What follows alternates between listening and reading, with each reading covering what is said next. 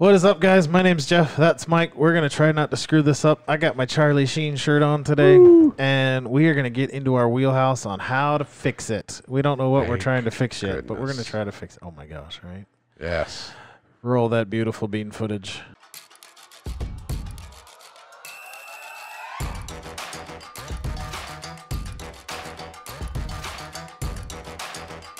Hey, how you doing? Oh, it's going to be fun. Oh, I don't even know if it sounds good or not. I should probably listen to it. I think I should. You remember that show? Are we recording? Yeah. I don't know where to put stuff like this. Like, this is great stuff. Mike, what is going on? How are you today, sir? Jeff. Oh, it's awesome. Awesome. Again, it's getting warmer. It's heating up, so it is what it is. Thank goodness for air conditioning. We've been into the hundreds already. Yeah, it's... My air conditioner's old, though. I'm hoping whatever. It still works. I'm hoping it holds out. I have that home warranty thing. Yes. So, I got to redo mine. It doesn't just auto? No. I don't know. They keep taking money. They want to take my money. I just thank you for reminding me. Hey, I got to fix that.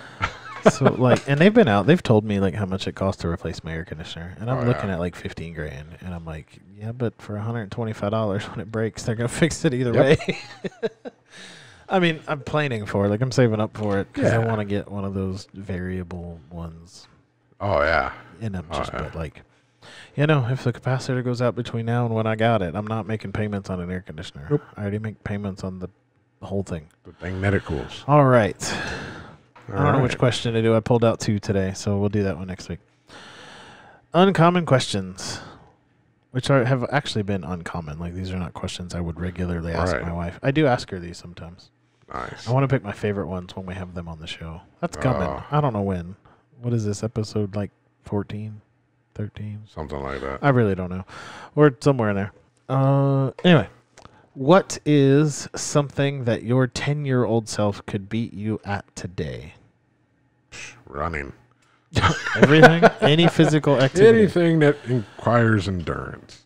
So, 10-year-old self.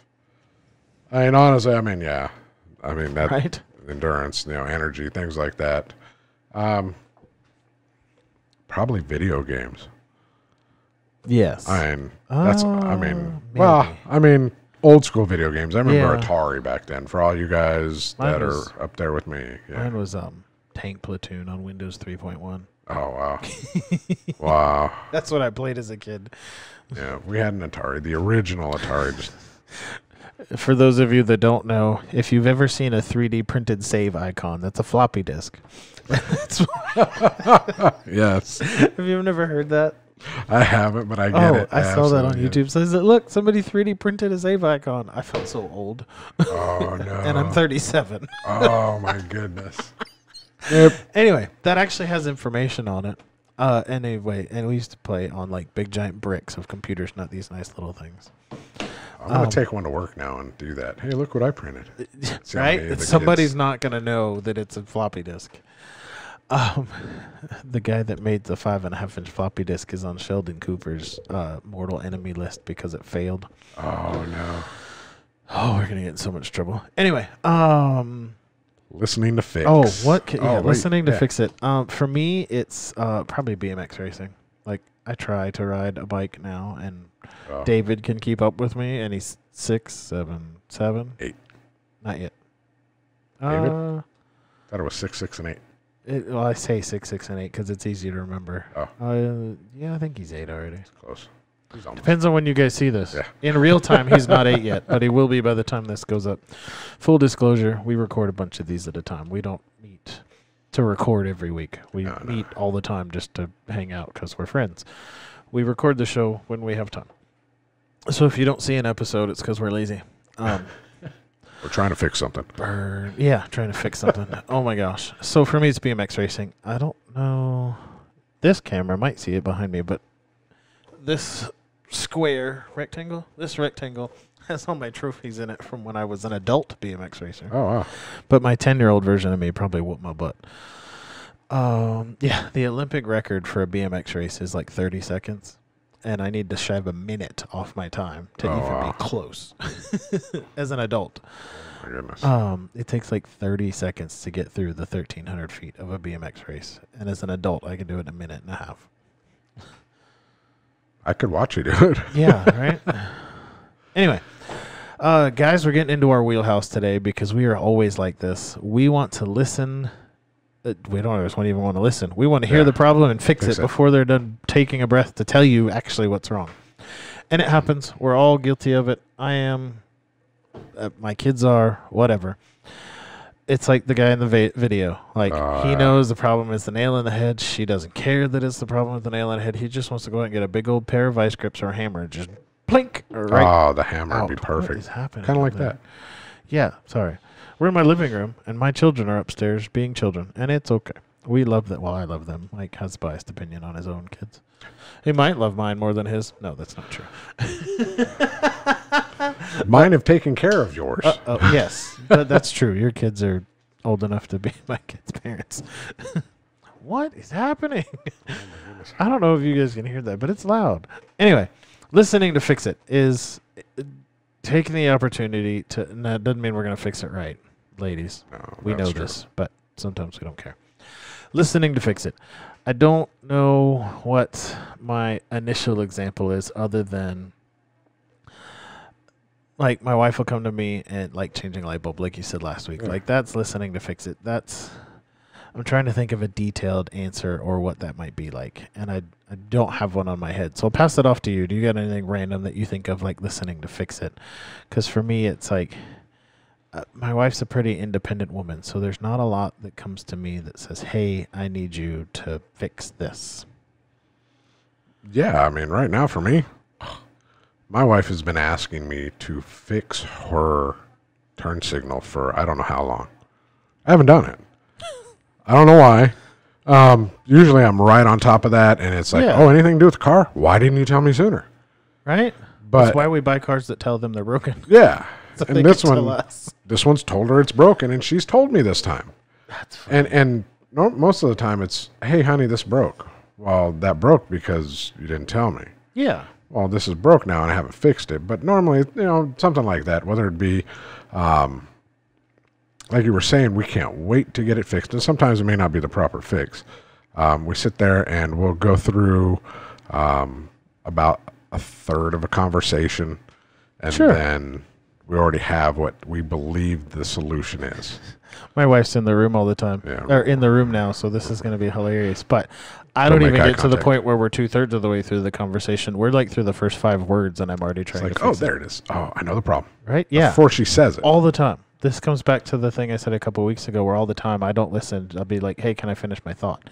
Oh, all the time. I can't see her, but I know she's nodding her head up and down right now. Anyway. Listening to fix it. This is our thing. The easiest way I can think of to describe this is my kids all the time bring me toys. Daddy, can you fix this? Yeah.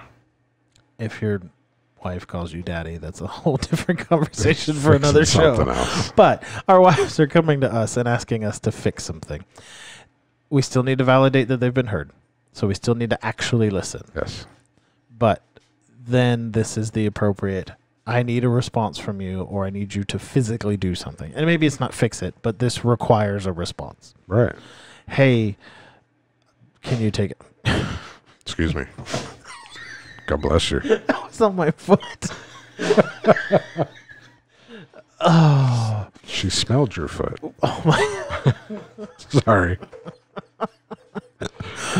Do we need to fix that? No, I am leaving this stuff in the show so you guys know that this is real life. Real life. We are human beings. Oh my gosh, that was gross. I don't have shoes on, by the way. That's why this is gross. Like, I wear shorts and flip-flops all the time. I don't know where my flip-flops are. We're in my house, too, so I don't need to know where my flip-flops are. Oh, that was gross. Anyway. I don't know if you can hear the dog sneeze, but the dog just sneezed, and it was all wet. And I got to go take a shower now. That was disgusting. You just got Anyway, when my kids bring me something to fix it, I've heard them. Now, most of the time, the counter over there is where they put things like toys and things that need to be fixed. But our spouses are asking us the same thing. But it's not just fix it. It's that a response is required. And so that's where we come out, listening to listen, listening to fix it, or listening for support. And like, so Kim will like tell me like, hey, we need to talk about it. It being specific. And then we pick a time to talk about it. And then she'll tell me this like, excuse me, this is a response required. Like, I need you to do something, whether it's fix the car or, hey, can you go get milk after work today? Right. Or we take turns with some of the chores, or things like, I'm a picky eater and I would eat the same thing. Ooh, this is a good one. I would eat like chicken, hamburgers, brats, spaghetti, and Alfredo, and then just repeat the menu right back again. Like, I would eat the same 5 or 6 things because pizza night is on Fridays. But I would eat the same thing all the time. My wife has said more than once that we're getting kind of boring in the whole what we eat for dinner, and why, things being plain and boring. Like, can we try new stuff? I don't want to try new stuff. I got an Instapot, so if I forget to pull out chicken, 30 minutes later I can have chicken, and then I can put spaghetti sauce or Alfredo sauce or barbecue sauce, but whatever, choose your sauce.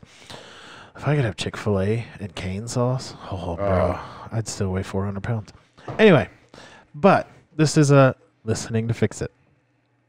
It took a couple of times, but she's voiced that our dinner menu is pretty boring, repetitive. It tastes good, but it's repetitive. So we started talking about what are some things we can do, because I love to cook. I don't know how. Like, going through the Betty Crocker cookbook does not excite me on how to make dinner, because then I got to go buy it. So we tried HelloFresh. Oh, okay. Right, which has been fantastic. It's expensive. I think it's expensive, but one of their things is guarantees that your grocery bill goes down. So far, this has been true. Like, my grocery bill is down a lot, because now we're just going for lunch and breakfast. But we're spending $100 a week on dinner. Okay. Whatever. Well, for a family of 5, my grocery bill is a lot. And anyway, so now we're making things like Old Bay cheddar burgers and potato wedgies. I'd never baked a potato in my life in an oven until a month ago when we started doing this. Now I'm cutting them into little, like, 1-inch quarters and putting them in the oven and cooking them for 25 minutes on the middle rack until they're poking. I know what I didn't even know we owned a zester. I know what and I love to cook. I genuinely enjoy cooking. I didn't know what a zester was. I didn't know we owned one. We do. I know how to use it now. But, like, okay, we're eating pretty boring. I can do something about that. Absolutely. So now I have these menu cards I stick up. My cabinets are magnetic. So I have magnets to stick to my cabinet doors. I put the recipe up there. Everything comes in a bag, so it's still pretty simple. You take what's in the bag and you make dinner. Yeah. Follow the directions. A couscous. I don't know what that was. I thought that was just the thing you heard. Apparently, it's like little bread balls that you cook like macaroni and then you eat them. Ooh. Yeah. But you can put, like, gluten-free, it's probably not going to happen. But, I mean, they're good. Like, you put salt and pepper in it, and the round onion, the onions around, the straw-looking onions. Scallions. Oh, okay. Put those, anyway, all kinds of things. But, like, I've never baked a carrot. I assume that's what it is. You cut carrots into pieces, but I didn't do all that kind of... Anyway, so we're eating all this random stuff. I've eaten more vegetables in the last month doing this than I ever did before, because, like, my version of vegetables is almost every night for dinner. We'd have macaroni, a bag of frozen vegetables from the grocery store, and chicken or hamburgers, because, like, those are, like... Yeah. I like those. I can cook them. I like to grill, so I can go outside and get away from the kids for 20 minutes making chicken. Anyway, now I'm, like, trying to, like, cook and use spices and all this stuff. That's a version for me that is, I've heard this, I've validated it, now I can do something about it. Definitely. And now that I've talked our entire show about HelloFresh and cooking dinner, thoughts, ideas? I think, honestly, I mean, well, again, coming from my marriage and my perspective is I've had a point to where Stephanie has told me, stop trying to fix, listening to listen, like we saw in the video. And then there's the, what do you think, listening to support. And now I'm at the point where it's listening to fix. There's times I still ask, do I need to do something? You know, and that's where, okay, what do you want me to do? And it's okay to ask that, because now you're allowing her to help fix it. And there's validation. Absolutely. The validation of that is saying, yes, Mike, help me fix this, whatever the case may be. And there's a lot of things that she expects me to be able to fix, and I can't. Sure. You know, and then that's where we have to communicate that. Can I we pay can't the do guy? anything about that. I can't do anything about whatever XYZ is. If you have a problem with your the person you're leasing your spot from, I can't go talk to them. I'm not the parent. Sure. I'm not going to go talk to the teacher or whatever. You're the business owner. Go speak to the person leasing your spot. But I can support her, Yeah. like we talked about last week. But the fixing of it is completely different. I can sit there, and a lot of times I'll go, okay, she needs this fixed. But there are the times when she's just talking, and she's going to expect me to fix it, but I don't know exactly what's needing to be fixed, and I have to ask. Yeah. And that's where the listening comes in, listening to fix. If I don't listen, and she's expecting me to fix something, and I haven't listened to the whole conversation, there's nothing going to get fixed. Mm-hmm. But even if I am listening, and I sit there and don't know exactly what she wants fixed, then I have to ask. That's the communication part of it. And if we're communicating properly, she won't get upset. I won't get upset. Sorry, babe. So exactly to clarify things, I need to do this. Sure. And that's absolutely fine to do. Again, I mean, as your communication and your listening progresses in your marriage, maybe at first they'll be like, well, you don't understand me type of thing. And I've had that happen to me, which is okay. It's a learning process. We're going to grow. We're going to get better at that. And it's going to improve. So when I do ask that question, it's not, he's not listening. It's, he needs clarification. Sure. She needs clarification. And it's so a little bit different. And I'm still guilty. I'm not great at the whole, even when we're having the conversation, like I'll miss the part where I'm listening to fix this and she'll just be asking me something. And like I feel like we've all done this. We'll be in the middle of a conversation. We'll be in the middle of something happening and all of a sudden it gets quiet. And I'm like, you're like, oh, I was supposed to talk here. And so I look at it. I'm like, I honestly wasn't paying attention.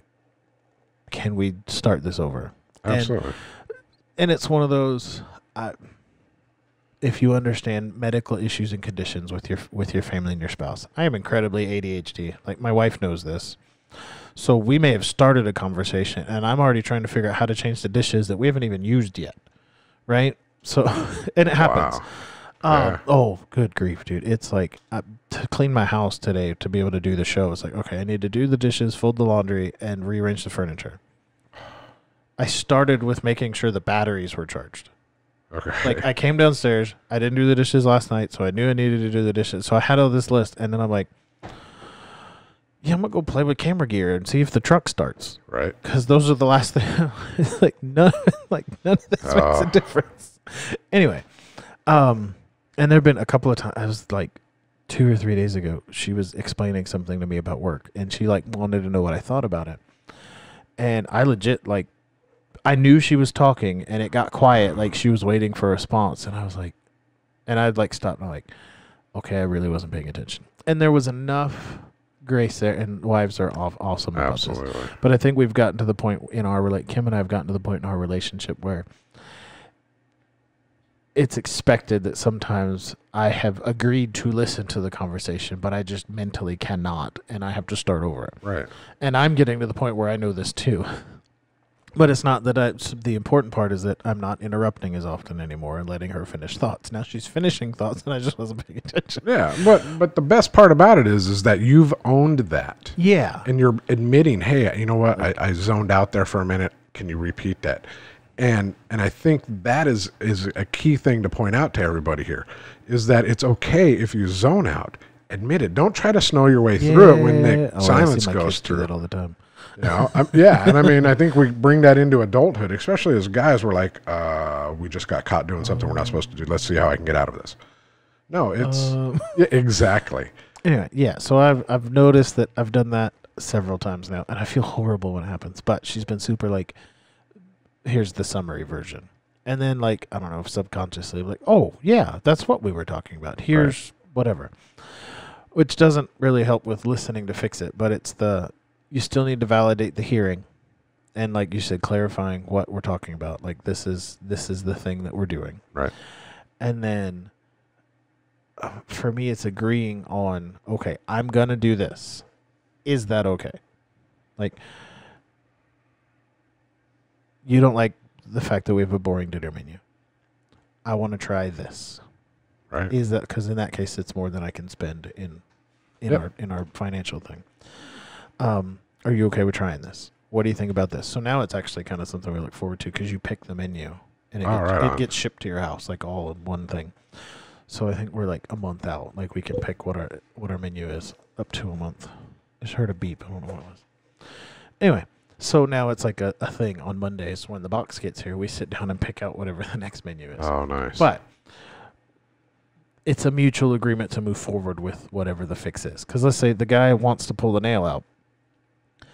She agrees, yeah, we need to take the nail out. How we take the nail out is a whole different conversation. And it's not just, don't just fix it, but agree on the direction on how to fix it. Absolutely. Right? It's like, hey, we're having issues with our kids at school. Okay, how do we fix it? Well, one of us thinks we need to take away TV. The other one thinks we need to take away snacks. Well, that just makes a grumpy kid and doesn't fix the problem. Right. Sometimes it accentuates it. You know, I'm learning now the punishment needs to match the Really? Sorry, the camera just died. Yep. I'm learning now that the punishment needs to match the crime, if you will. Yeah. Which is like, that makes sense. But, you know, taking the doors off because they're slamming each other's hands in the door. That makes sense. Taking snacks away because your kid's not cleaning their room. Not necessarily the same ballpark of, I don't understand why I don't get to eat, gummy snacks because I didn't clean my room. Anyway, I'm with you. That clarifying, and then I think listening to fix it, agreeing on how we're fixing it. And there's some things like, okay, the turn signal needs to be fixed. That's not necessarily a long-term conversation. How do we fix a turn signal? You buy a light bulb or relay, whatever. You fix it. Making a major menu for us, we're very like schedule oriented. Making a major menu change, that's are you okay if we do it this way? But yeah, I think we're good on that one. I like this. That. So I think we've answered in my head, the question was, what does that look like? How is that practical? Listening, validating that you've heard the problem. Yes. Addressing the issue and how to fix it, but agreeing on that's how we fix it. Because if you don't agree on how you get it fixed, in some cases it doesn't matter, but in some cases it just makes for more discussion. And It's not always fun discussion. But with that, I'll look over here. Let us know what you think. How do you address listening to fix it or any of the other things? Listening to listen. It's been a couple weeks. I want to know how your 212 is doing. Definitely. If you don't know what 212 is, go back to season 1 and watch episode 3, and we will tell you. But it's basically check in on your spouse 5 times a day at certain points. And don't tell them about it, right? I don't know if we said that in the show. That was a long time ago. Yeah, it's been a while, but don't tell them you're doing it. Like, I think I was married for 10 years before I told my wife that I actually do this. Like, the first one is, like, saying goodbye. But the second one is, like, late. Well, I don't leave the office. I don't leave the house very often anymore. It was, like, checking on, like, after I had left for the day. Right. Anyway, like, subscribe, do the things. My wife still likes me. MyWifeStillLikesMe.com. And we will see you next week. Later.